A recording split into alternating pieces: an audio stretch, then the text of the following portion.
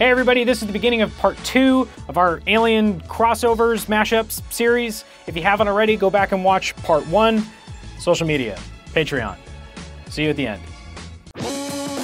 Judge Dredd vs. Predator, 1997. It's by John Wagner and Enrique Alcatena. Alcatina? I don't know. At this point, we've kind of gone beyond crossovers that make sense and are firmly in because why not territory. I am the Dredd is as good a reason as any and could have been a lot of fun, but the story here seems a little uninspired. I haven't read a ton of Dredd comics, but even from an outside perspective, he seems like he's supposed to be a satirical character, right? So when I think of a crossover with Predator, I suppose I imagine something a little bit more absurd. What we get here isn't bad. I enjoy some of Alcatena's illustrations, but like the story, and probably because of the story, the layouts are similarly uninspired and at times without purpose. I always have room in my heart for straight-ahead science fiction stories. If you like meat and potatoes Dredd stuff, you'll get something out of this. Batman vs. Predator 3, 1997. It's by Chuck Dixon and Rodolfo Dimaggio. The underwhelming pattern continues here. Other than the nice concentration of Rodolfo Dimaggio artwork, who mostly works in Hollywood, there's nothing to point out here. It's not terrible, but not much is memorable either. This one's for die-hard Batman fans only. Batman vs. Aliens, 1998. It's by Ron Mars and Bertie Wrightson. Batman and Predator makes sense. As I explained in our Batman vs. Predator video, it's a natural matchup. Batman and aliens? Not so much. I'm not saying a good Batman alien story isn't possible, but it's harder, and unfortunately the series proves that. Batman travels to South America to investigate the disappearance of a Wayne employee, runs into an American special ops team there for their own reasons, and together they discover a crashed alien spacecraft crawling with xenomorphs. I love Batman, but it's just weird seeing him wrestling with them and holding their inner mouths and stuff. Batman's straight up hog-tying xenomorphs, come on, man. I mean, I get it, he's Batman, and he can do anything, but he's also just a dude, and I feel like, again, this is a missed opportunity to make this a barely survivable scenario for him. Batman parachuting down to a tropical location and then wrangling an alligator makes this book feel more like an adventure book than a horror book. That's especially a misstep when you're writing a story for Bertie Wrightson, one of the industry's greatest horror illustrators. I mean, don't get me wrong, there are some beautiful illustrations here, and we even get a huge Xenodial, and that's alright with me. But this is Bertie fucking Wrightson. This guy co-created Swamp Thing. You give this guy creepy shit to draw. Monsters, gore, gloom, mood, and darkness. Not a bunch of macho commandos in a lush green jungle. Again, this book isn't bad, but it's hard to read it and see that this is far from Wrightson's best work. All right, Future Ryan back again. We were doing a bunch of insert shots for me to help us with transitions and stuff like that, and the day before we started recording these, Bertie Wrightson died, which is super fucking sad, and I want to do like a more in-depth video on him at some point when I get around to doing artist profiles. But since we're talking about Bertie Wrightson right now for this series, this is definitely not his best work. I just want to say, if you've been seeing his name out there, just because, you know, unfortunately what happens with people when they die is all of a sudden they get a lot more famous. If you're curious, I would really check out, there's a collection of some of his best work from Creepy Magazine that Dark Horse has put out, and it's a pretty inexpensive hardcover. It's like $20, probably less than that. Anyway, it's just called Creepy Presents Bertie Wrightson, and that has some of his coolest like short stories, really some good examples of his best work. Anyway, rest in peace, Bertie Wrightson, and back to the video. Wildcats vs. Aliens, 1998. This one's by Warren Ellis and Chris Sprouse. So, Wildcats, Aliens. This is something I can sink my teeth into. You probably weren't expecting that, huh? This book is so fucking rad, but you need the proper context. We need to talk about Gimli, Wildstorm, and Warren Ellis. You know who Gimli is. You probably also know that Gimli, along with Todd McFarlane, Mark Silvestri, Will Spartacio, and Rob Liefeld, created Image Comics, the creator-driven publisher that over the years has morphed from the remember the 90s Frank Miller hair band it started as, into the company that enabled things like Walking Dead, Saga, East to West, and the list goes on and on. The founders of Image had their own little sub-brands. Silvestri had Top Cow, Liefeld had Extreme Studios, and Lee had Wildstorm. Two of the most popular books to come out of Wildstorm were Wildcats and Stormwatch. However, while these books had all the hot 90s artwork, so hot, they didn't have much of the story department. Cue bringing in guys like Alan Moore on issue 21 of Wildcats and Warren Ellis on issue 37 of Stormwatch. And so begins Warren Ellis' amazing work from Wildstorm. Hot, transforming the Stormwatch book into what would become The Authority, an incredibly important comic that played a large role in influencing the look and feel of comics we read now. And Planetary, just the best book ever made, so hot, except for all the others that are also the best books ever made.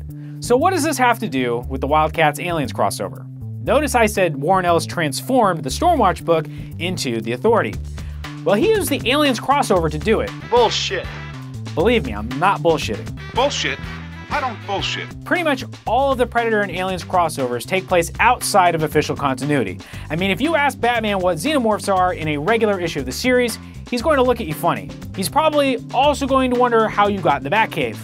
This makes sense, of course, since crossovers are a joint publishing effort, and that makes it complicated when you want to dust off something from the past to use in the present. So, if you bought the most recent trades collecting Warren Ellis' Stormwatch run, like I did, you might have noticed that in the second volume, an issue ends as Stormwatch sends ships out to investigate a mysterious asteroid heading for Earth.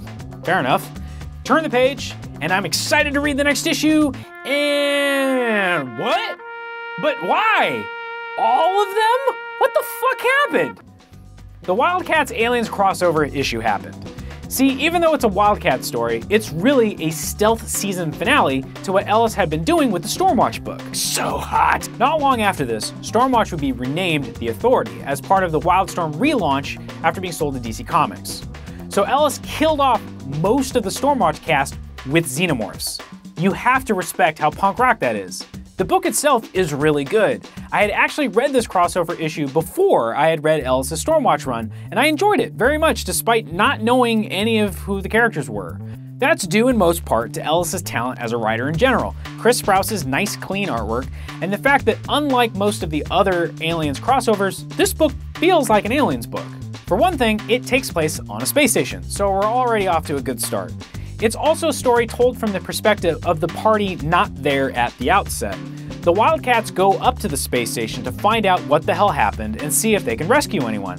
This is just like Hadley's Hope in Aliens. Ellis borrows the structure of Cameron's Aliens, with the Marines called in to investigate a colony that's gone silent and discovering the infestation. The action also plays out like Aliens, taking place in claustrophobic close quarters and with the heroes constantly on the defensive, taking damage and falling back, ultimately needing to make sacrifices. Rather than weaken the superpowered characters, Ellis chooses to portray the xenomorphs as the unstoppable force they are by literally dismantling Stormwatch, setting everything up for the next phase of his story. It's killing two birds with one stone, and like 300 Stormwatch employees. I'm pretty certain this is the closest we'll ever get to Ellis writing an Aliens comic, but what little of it there is shows his respect and understanding for the franchise. I'm sure if he ever did write a pure Aliens comic, it would be tremendous. In case it wasn't obvious, I wanted to use this crossover as an opportunity to plug Ellis' Wildstorm work. It really is fantastic stuff. And we're getting more. DC just relaunched the Wildstorm universe again, but this time under the stewardship of Warren Ellis himself. I could not be more excited. Mindhunter. Year 2000, David Quinn and Mel Ruby. No. Ryan, you have to. No. You have to. It's a stupid, ugly book we should collectively launch into the sun. Aliens vs. Predator vs. Terminator. Year 2000, this is by Mark Schultz and Mel Ruby. I'll be honest, when I looked at this book, I really didn't want to read it. I just have a knee-jerk reaction to anything Mel Ruby draws in the Aliens universe, and it's not just his fault. It's the popular aesthetic of late 90s artwork that bled into the 2000s, where everything looks like toy plastic. It's bright greens and yellows and fuchsia with this sheen, and I can't stand it. It has its place, but it doesn't fit with the aesthetic of these properties at all. You might be able to make an excuse if it was a crossover with, like, the Power Rangers or something, but when it's Aliens, Predator, and Terminator, how can you not know what the color palette should be? This extends to the designs as well, because the look of the clothes, the ships, the weapons, the characters, none of it feels like the films. At all. Okay, once you get past the visuals, you can tell how much difference it makes to have competent writing and layouts. This is the same artist that drew Mindhunter, but here the story is comprehensible and doesn't ask you to fill in as many blanks with your brain. Here, I'll pick out a random page from each series so you can see what I mean. Here's a page from Mindhunter. Notice how much this page does not give a shit about orienting the reader. It completely breaks the 180 degree of action rule. Basically, don't move the camera to the opposite side of a scene mid-sequence. In the top panel, we have the gunman on the right side with the hostage taker on the left. The second panel keeps the hostage on the left side, but he makes everything silhouette and changes the background color, so you really need to think for a second about what's going on here. By the time you figure out it's the hostage throwing the guy over his shoulder, you have to deal with this panel, where the gunman from the first panel is now clear over on the left side of the panel. And up here, the guy's being thrown one way, but now he's being thrown in the complete opposite direction. Now look at a page from AVPVT by the same artist. Notice how in the 3 panels with the Terminator, here, here, and here, are all from the same point of view, just a little bit further away. The other panels function as an insert shot and a reaction shot, but it's the other 3 panels that keep us oriented. Now, both of these books came out in the same year, so it's not like he just figured out comic books. More than likely, he had a better script. I highlight all this to make a point about artists. Sometimes it's not as simple as just saying an artist is good or not. Sometimes there are contributing factors that enable or hold back an artist, like how he or she is inked, colored, or what script they have to work off of. I should probably talk about the series, right? The story's heart is in the right place. The thing that makes this story really unique is that it's the only crossover to star Ripley, and not only that, it's post-resurrection Ripley.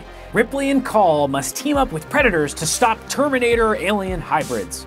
It's not quite as stupid as it sounds, but it's almost quite as stupid as it sounds. I'm really weary of the they made a baby together stuff that these books seem to invite. I mean, what is a Terminator alien hybrid? I know it's a comic book, but it's such a broad concept that's never explained. What does making a hybrid accomplish?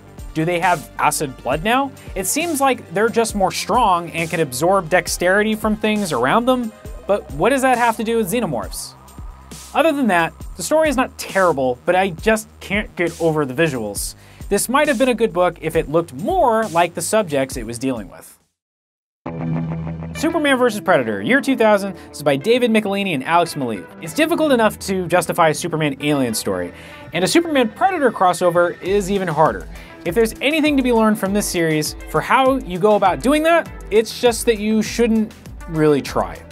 Superman is in Central America investigating a derelict spaceship when a self-defense system on the ship designed for Kryptonians gasses Superman, taking away his powers. Lame. It turns out that there's also a mad scientist that has been using Predator technology to build a machine that will kill everyone in the world with Down syndrome? Jesus, dude, that's like really fucked up. Lame. And there's a Predator 2 who does things sometimes, but he's kind of bad guy chump change when there's like Hitler-level scientists around. The Predator is pretty much a complete afterthought. You could take him out of the story and it could play out the same for the most part, so as far as Predator stories go, it's not great. As far as Superman stories go, it's fine, but not doing anything we haven't seen before. Depowered Superman, slinking around the jungle in his bright red and blue costume. Lame. It looks nice though. We have some early Alex Maleev artwork here, so at least it's pretty. It also introduced the idea of a Mayan Predator story, which would have been 100 times more interesting than what we got here. Kill all the people with Down syndrome? Fuck, for real? Lame. All right, everybody, let's orient ourselves and review. That was the end of part 2 of our mashup crossover series. Join us again for part 3 for the last big chunk of crazy alien and Predator mashup. See you then. Social media, Patreon. Patreon.